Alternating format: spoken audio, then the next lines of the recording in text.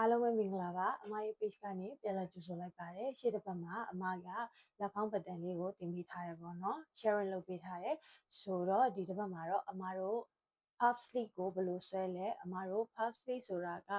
အပေါ်ရောအောက်ရောဖောင်းတယ်တနည်းအားဖြင့်ဟိုလိုမျိုး snow white လက်လိုမျိုးလုံးလုံးဖောင်းဖောင်းလေးပေါ့နော်ဒါလေးကိုဘယ်လိုဆွဲလဲဆိုတာကို sharing လုပ်ပေးပါမယ်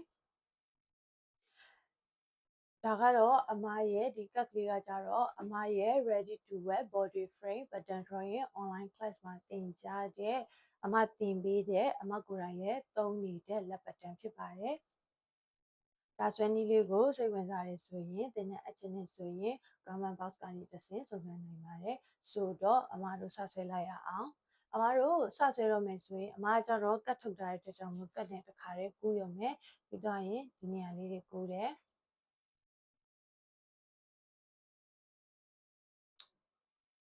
ဆိုတော့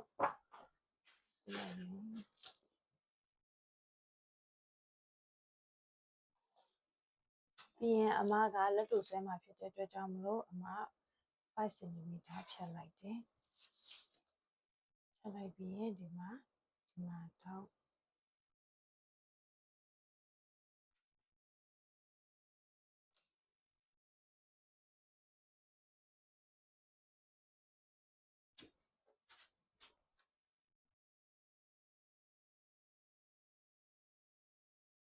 ဒါကိုကဗာနီးနဲ့ပဲတက်ထားဆွဲလို့ရပါတယ်ဒါဗာနီးနဲ့မှမဟုတ်ဘူးအမတင်တဲ့နီးမှမဟုတ်ဘူးပေါ့နော်ဒါကကြတော့ဘလို့ဒီလက်ပတ်တန်လေးဘလို့ဆွဲတယ်ဆိုတာကိုအမပြချင်တယ်ပေါ့နော်ပြီးရင်အမတို့ဖြတ်ထုတ်လိုက်မယ်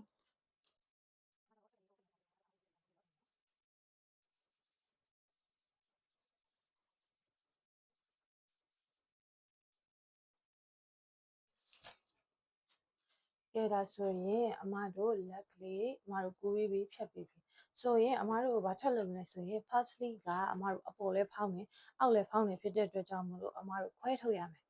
ခွဲထုတ်တဲ့အခါကျရင်ကိုကအရင်ဖောင်းဖောင်းကကိုက်လို့ခြင်းတော့ပို့ပြီးခွဲထုတ်ပေါ့နော်ဒါအမကဒီမှာတော့ဘယ်လိုလုပ်တယ်ဆိုတာပဲအမပြမှာပေါ့နော်ဆိုတော့အမတို့ဒီမှာလက်တိုင်ကနေပြီးတော့အမက5 cm 5 cm 3ပိုင်းပိုင်းလိုက်မယ်5 cm ဆိုပြီးတော့အမကဒီဘက်အချမ်းမှာ3ပိုင်းဒါကတော့အမတို့ရဲ့အရှည်ချမ်းမှာ3ပိုင်းအနောက်ချမ်းမှာ3ပိုင်းအမပိုင်းလိုက်မယ်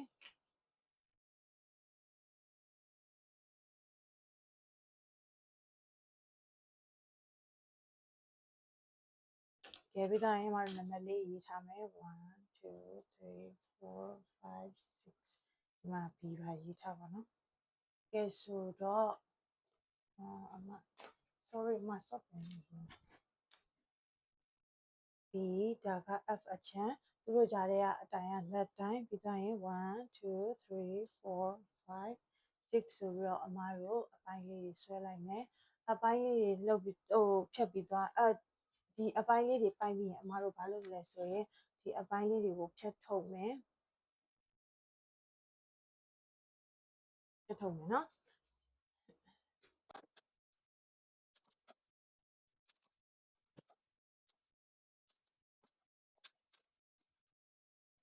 တို့ဖြတ်ထုတ်ပြီးသွားပြီဖြတ်ထုတ်ပြီးသွားဆိုရင်အမတို့ဘာယူမလဲဆိုတာအစင်းလိုက်တိုင်းပဲအမတို့ပြန်ကတ်မှာနော်ဒါလေးကိုနှက်ထားပြီးအမတို့ဘာလေးတစ်ခုယူမလဲဆိုရင်စာရွက်အလွတ်လေးတစ်ရွက်ယူမယ်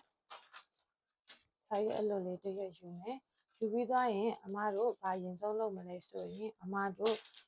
မြင်းတစ်ချောင်းအရင်ဆွဲမယ်မြင်းတစ်ချောင်းအရင်ဆွဲမယ်ဘယ်ညမှာပဲဆွဲရပါတယ်မြင်းတစ်ချောင်းအရင်ဆွဲပါမယ်စာရွက်နဲ့တော့ကပ်ပြီးတော့မဆွဲနဲ့ပေါ့နော်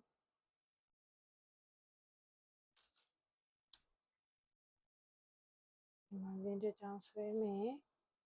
ရှည်လေးဆွဲပေးပါကိုကဖောင်းအရန်ဖောင်းလို့ခြင်းရှည်လေးဆွဲပြီးသွားရင်အမတို့ဘာဆက်လုပ်မလဲဆိုရင်အမတို့စကပ်ပါမယ်ကြာလေးတွေကိုဒီမြင်းလေးအတိုင်းအပြိုင်ပေါ့နော်ဒီမြင်းလေးပေါ်မှာတင်ပြီးတော့အမတို့တိတ်ကလေးပတ်သွားမယ်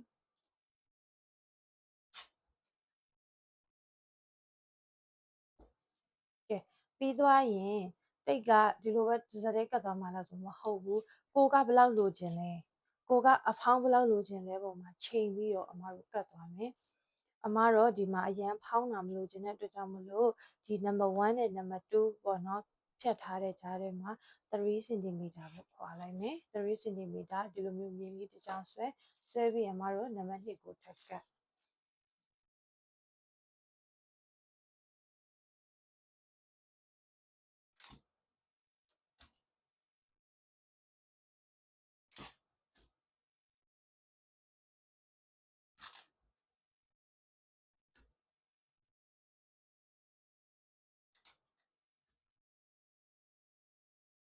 နံပါတ်2ကိုကပ်ပြီးရင်လည်းအမတို့ဒီမှာ3 cm ထပ်ပြီးတော့ရွှေ့ဒီကြားထဲမှာ3 cm နော်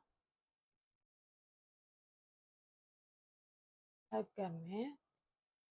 ဆိုရင်အမတို့နံပါတ်ဘယ်လောက်ထိလဲဆိုရင်6ပိုင်းပိုင်းထားတဲ့အတွက်ကြောင့်မလို့6ပိုင်း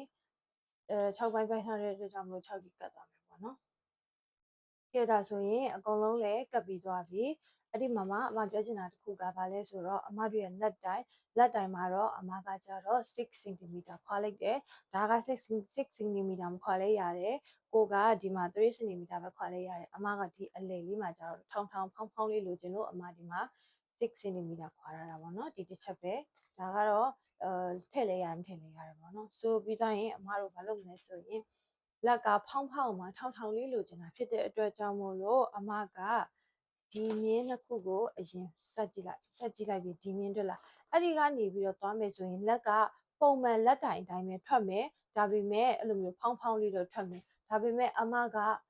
ထောင်လေးလိုချင်တာဖြစ်တဲ့အတွက်ကြောင့်မလို့လက်တိုင်လေးကိုကလက်ကဖောင်းပြီးတော့ဒီနေရာလေးမှာကိုယ်လေးလိုချင်တာဖြစ်တဲ့အတွက်ကြောင့်မလို့အမက5 cm လောက်အပေါ်ကိုတက်လိုက်မယ်5 cm လောက်တက်လိုက်မယ်ပြီးသွားရင်လည်းဒီအောက်ချမ်းပေါ့နော်ဒီလက်တိုင်ဒါလက်တိုင်နော်လက်တိုင်ရဲ့ဒီနေရာကိုလည်းအမကဘယ်လောက်ဆင်းလိုက်မလဲဆိုရင်အောက်ကိုအမ3လောက်ဆင်းလိုက်မယ်ဒီအောက်ကို3လောက်ဆင်းမယ်ဒါလေးဆက်လိုက်မယ်ဒါအမတို့ရဲ့လက်တိုင်နော်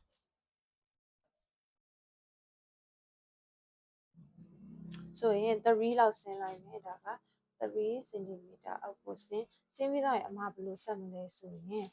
အမတို့ဒီမှာတွေ့လားအမတို့ဒီ number 1မှာဒီမှာထွက်နေတဲ့မြင်းကနေပြီးတော့အမကဒီခဲတံလေးနဲ့အရင်ဆက်လိုက်မယ်ဒီလိုလေးဟိုမှန်းပြီးတော့ဆက်လိုက်ဒါမှမဟုတ်ကိုပေကွေးကင်လဲရတယ်နော်ပေကွေးနဲ့ဆိုရင်ဘယ်လိုလေးဖြစ်မှာလဲဆိုရင်အမဆွဲပြမယ်ပေကွေးလေးနဲ့ဒီလိုမျိုးလေးဆက်လိုက်လဲရတယ်အဲ့လိုမဆက်ခင်ဘာရင်လောက်ထားရမလဲဆိုရင်ဒီ5 cm မှာဒီမှာတောင်းမှန်မြင့်ဒီမှာတောင်းမှန်မြင့်ဆိုတာဒီနေရာမှာ60ဒီဂရီတောင်းမှန်မြင့်လေးတစ်ခုဆွဲထားပြီးရင်ပေကွေးလေးကိုယူပြီးသားရင်ဒီအမှတ်နဲ့စုံတဲ့ဟာကဒီထိတ်မှာသွားမထိဘူးပေကွေးလေးဒီမှာမတို့မြင်းဖြောက်လေးဆွဲထားတဲ့နေရာမှာသွားထိဒီမှာတစ်ခုအဲ့ရင်ဒီဘက်လည်းထိုးနည်း၎င်းနဲ့ဒီနေရာမှာသွားထိမယ်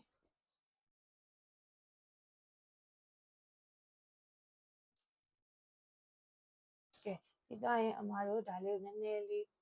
ကိုးအောင်ဆက်လိုက်ကဲ okay so ဒါဆိုလဲထိုနည်း၎င်းနဲ့ဒီ3 cm အောက်ဆင်းထားတဲ့နေရာမှာအမတို့ဒီမှာထောင်းမှတ်မြင့်ဆိုတာဒီမှာ60ဒီဂရီဆွဲပြီးရင်ဒါလေးနဲ့ဒီလိုမျိုးလေးဆက်ဒီဟာနဲ့လည်းဒီလိုမျိုးလေးဆက်ဒီကရင်မြင်းလေးနဲ့လည်းဒီလိုမျိုးလေးဆက် sorry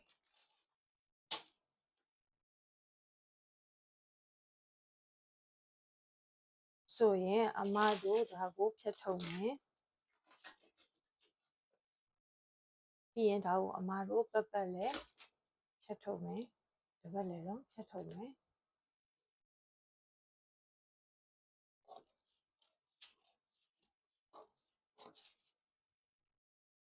ဒါကညှက်ပြီးတဲ့အခါကျရင်ဒါအမတို့ရဲ့လက်ကလေးကထွက်လာပြီအခါကျရင်အမတို့ကဘယ်လို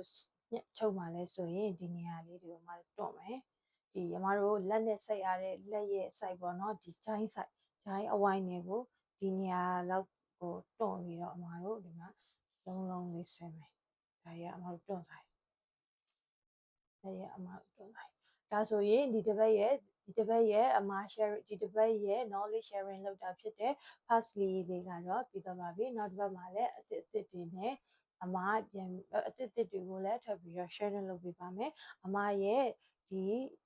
သင်တန်းကိုစိတ်ဝင်စားတဲ့လူများရှိရင်လည်း chat box ကနေတစ်ဆင့်စုံစမ်းမေးမြန်းနိုင်ပါတယ်ဆိုတော့ဒီဗီဒီယိုလေးကိုအမားတို့ဒီမှာပဲဆုံးသက်လိုက်တော့မယ်เนาะအားလုံးပဲတတာ